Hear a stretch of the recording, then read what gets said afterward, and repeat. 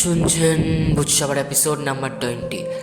আজকের এপিসোডের মধ্যে রয়েছে শুধুমাত্র একটি ঘটনা। হয়তো একটি ঘটনাই আপনাদের খুব ভালো লাগবে, খুব ভয় লাগবে, এটাই আশা করি।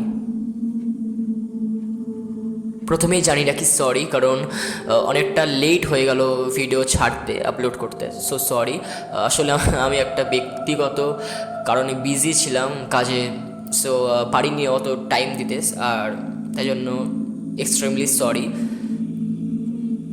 চলে এসেছি আজকে আবার এক সম্পূর্ণ নতুন ঘটনা নিয়ে। বুঝসবাকে সাপোর্ট করার জন্য থ্যাংকস আ লট। বুঝসবাকে এইভাবে পাশে থাকার জন্য থ্যাংকস আ লট। চলে যাচ্ছি আজকের ঘটনায়।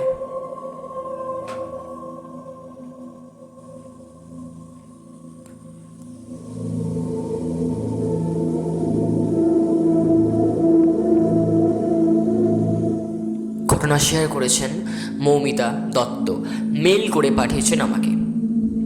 লিখছেন, আমি বলছি ব্যারাকপুর থেকে।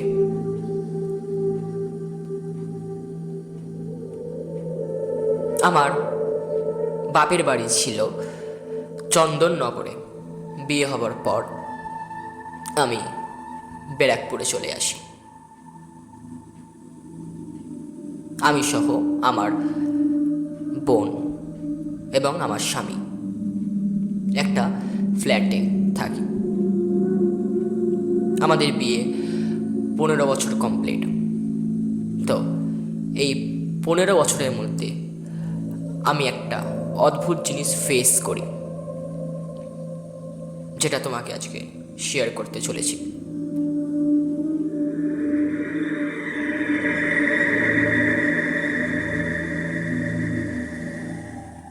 বিয়ের ঠিক 2 বছর পর আমার বোন অদ্ভুত এক রোগে অসুস্থ হয়ে পড়েন।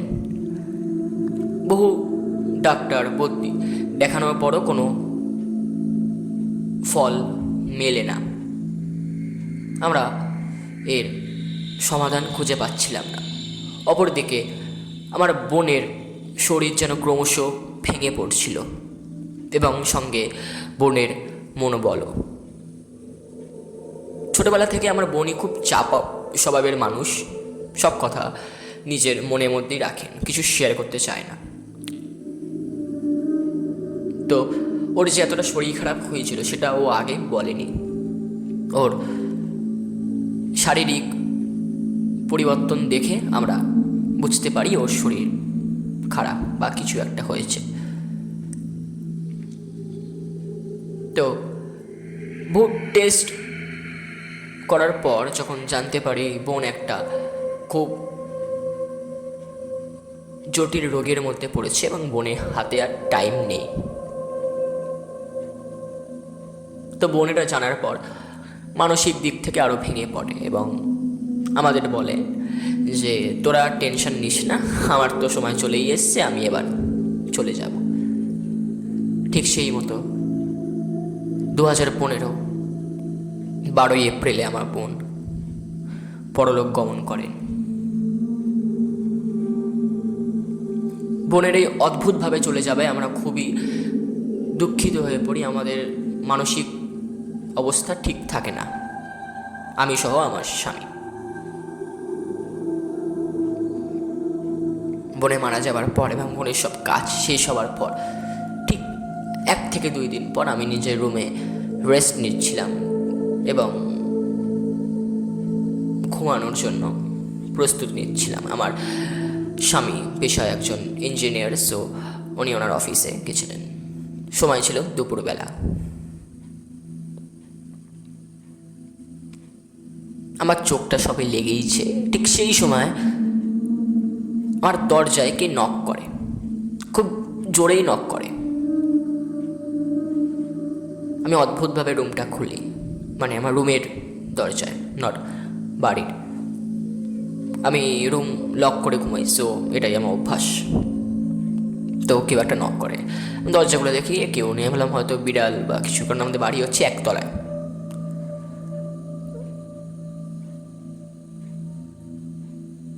ঠিক আবার 1 থেকে 5 মিনিট পর আবার কে নক করে। আমি ভারী অদ্ভুত লাগে এবং কেমন একটা লাগে। আমি দরজাটা হুট করে খুলে দেখি কেউ নেই। এরকম প্রায় 3 থেকে 4 বার হবার পর আমার ভয় লাগতে শুরু করে। এবার একটা অদ্ভুত গুনগুনানি শব্দ কানে আসছে, গা শীতল হয়ে যাচ্ছে ভয়। ঠিক সেই সময় একটা শব্দ শুনতে পাই, একটা মেয়ের চিৎকারের শব্দ। যে মেয়ের গলা আমার খুব চেনা। এটা তো আমার বোনের গলা। আমার ভারী ভয় লাগে, কারণ বোন আর নেই, তো কে চেঁচাচ্ছে এটা?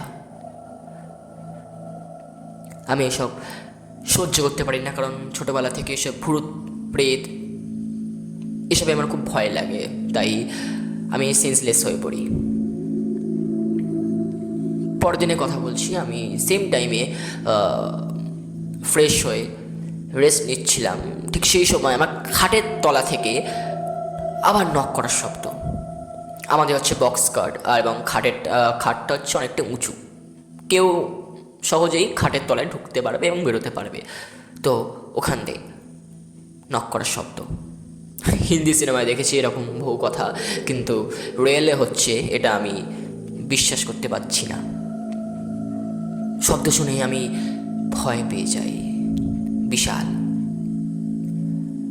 এবার জানলা দিয়ে নক করার শব্দ, সঙ্গে দরজা, এবং একটা অদ্ভুতভাবে হাসি শব্দ আমার কানে আসছে। সেই হাসি শব্দ আর কারণ না, সেটা হচ্ছে আমার বোনের। এ কী হচ্ছে আমার সঙ্গে? সব কথা আমি আমার স্বামীকে বলি। স্বামী মনের ভুল এবং বলেন যে ওকে হয়তো খুব মিস করছি, তাই এসব ভুলভাল ভাবছি। এটা টানা পরপর অনেক দিন হতে থাকে, এর সমাধান আমি খুঁজে পাই না। আবারও একদিন খেয়ে আমি বেসিনে হাত ধুচ্ছিলাম। ঠিক সেই সময় আমার চুল ধরে কে যেন খুব জোরে টানে। আমি অবাক হয়ে যাই। আমি পেছনের দিকে তাকাই, দেখি কেউ নেই। এবং ভারী ভয়ের একটা কথা বলি, এর ঠিক 2 থেকে 3 দিন পর আমি আমার হাজব্যান্ড শুয়েছিলাম। ঠিক ওই 3টে কি 3:30 ওরকম টাইমে আমার ঘুম অদ্ভুতভাবে ভেঙে যায়। অদ্ভুত কেন বললাম, কারণ ওরকম টাইমে আমার কোনোদিন ঘুম ভাঙে না অবশ্য, তো ভেঙে যায়। আমি ওয়াশরুমে যাই, ওয়াশরুম থেকে বেরিয়ে দেখি ডাইনিংয়ের সামনে একটা অদ্ভুত কালো অবয়ব। আমি রুমে যাই, আবার ফোনের টর্চটা নিয়ে মারি ডাইনিংয়ের দিকে, দেখি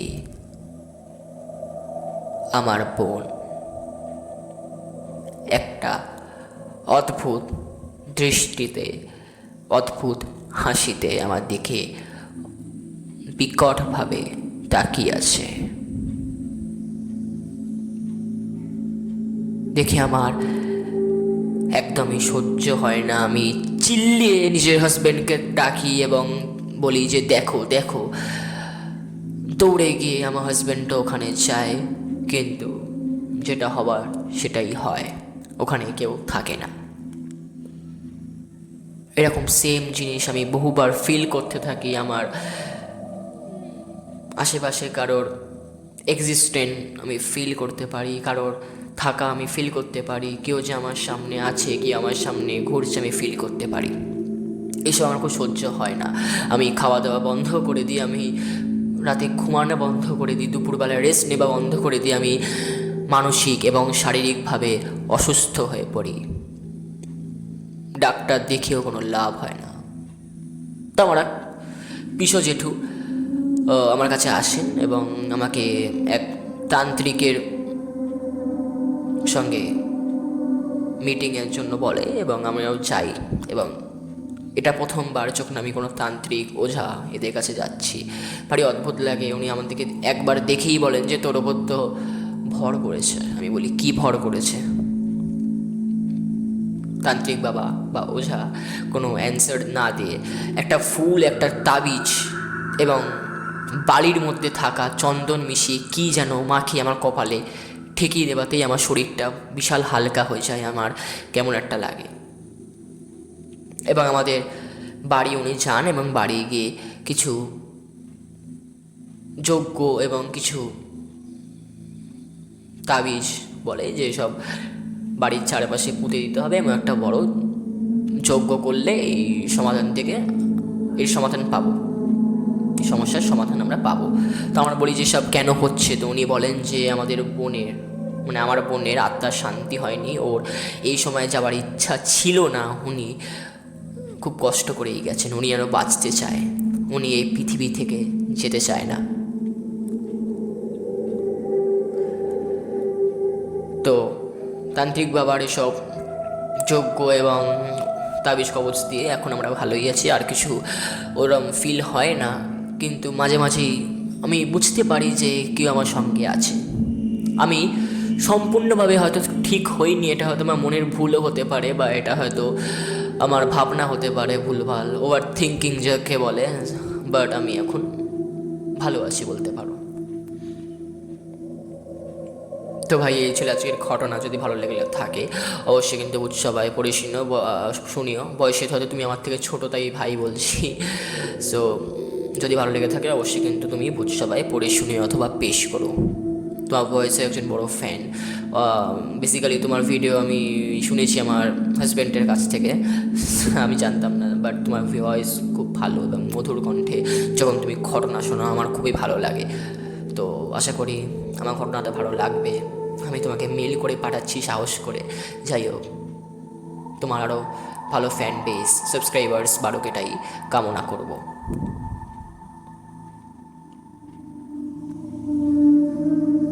শুনছেন বুঝসভার এপিসোড নাম্বার 20। কেমন লাগলো আজকের ঘটনা অবশ্যই কিন্তু জানাবেন, কেমন লাগলো আমার কিন্তু অবশ্যই খুব ভালো লেগেছে, তাই আপনাদের সামনে পেশ করলাম, পড়ে শোনালাম। আমাকে ঘটনা পাঠাতে গেলে অথবা শেয়ার করতে গেলে কী করবেন, কিনা মেল করবেন অথবা ইনস্টাগ্রাম করতে পারেন, ভয়েসে পাঠাতে পারেন অথবা টেক্সে লিখে পাঠিয়ে দিতে পারেন ঘটনা, ও সব লিঙ্ক কিন্তু ডিসক্রিপশনে দেওয়া রইল, ওখান থেকে আমাকে খুঁজে পাওয়া খুবই সহজ। ভিডিও শেষ হলে একবার চেক আউট করে দিতে ভুলবেন না। এবং আরেকটা কথা, আমাদের এমন কোনো ঘটনা শেয়ার করবেন না যে ঘটনা অন্য কোনো প্ল্যাটফর্মে আগের থেকে শোনানো হয়ে থাকে। আবারও আরেকবার বলে যে আই এম সো সরি, কারণ আমি জানি অনেকটা লেট হয়ে গেছে ভিডিও ছাড়তে, অনেকটা মানে খুব বেশি লেট হয়ে গেছে। এবার থেকে আমি নিয়মিত ভিডিও ছাড়বো, একটু বড় মিস্টেক হয়ে গেছে জানি, সো সরি। এবার থেকে আমি নিয়মিত ভিডিও ছাড়ার চেষ্টা করব না, কথা দিচ্ছি ছাড়বো। তো তোমরা কেমন আছো অবশ্যই কিন্তু কমেন্ট বক্সে জানাবে। সামনে সরস্বতী পুজো কী কী প্ল্যান আছে কার, অবশ্যই কিন্তু জানিও। এখানেই ইতি করলাম। ভোজসভাকে সাপোর্ট করতে থাকো, ভোজসভার ভিডিও দেখতে থাকো। বাই। ভোজসভা এখানে গল্প নয়, গল্পের সত্যতা যাচাই করা হয়।